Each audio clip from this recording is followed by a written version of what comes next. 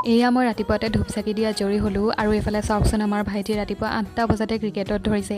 ইয়াৰ মানে এক্সাম চলি আছে কিন্তু পঢ়া শুনা একদম নকৰে দেই। তাৰপিছতে মোক মায়ে খাবলৈ দিলে আৰু ব্ৰেকফাষ্টত খালোঁ আজি ৰুটি আৰু ম'হৰ গাখীৰৰ দৈ। এয়া হৈছে একদম খাটি ম'হৰ গাখীৰৰ দৈ, দেউতাই আনিছিলে কালি। ভাইটিয়ে মোক চাৰিআলিত থ'বলৈ গ'ল আৰু এইজনক দেখিছোঁ আজি মোতকৈ আগত গৈ ৰেডি। আৰু মই তাৰপিছত পালোগৈ ট্ৰেইনিঙৰ জেগা। আজি আমাৰ ট্ৰেইনিঙৰ শেষৰটো দিন আছিলে আৰু মই গৈ পোৱাৰ পিছতে বাইদেউহঁতো পালেহি বাৰু।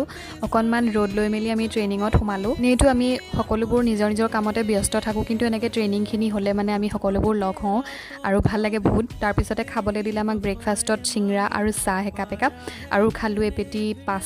তাৰপিছতে অকণমান ৰৈ মেলি দেখিছোঁ আমাৰ ছাৰহঁতো আহি পালেহি ট্ৰেইনিং দিবলৈ আৰু ট্ৰেইনিংটো ধুনীয়াকৈ হৈ গ'ল। ট্ৰেইনিং শেষ হোৱাৰ পিছতে আমাক লাঞ্চ কৰিব দিলে আৰু লাঞ্চ কৰি উঠি মই বাইদেউহঁতৰ লগত এম্বুলেঞ্চতে উঠি দিলোঁ আজি। আৰু এই কিউটিজনীক চাওকচোন, মই ৰাস্তাত আহোঁতে দেখিছিলোঁ আজি তাইক। বাকী মই আজি ঘৰ পোৱালৈ গধূলিয়েই হ'ল আৰু আজি ভিডিঅ'টো ইমানেই আছিলে।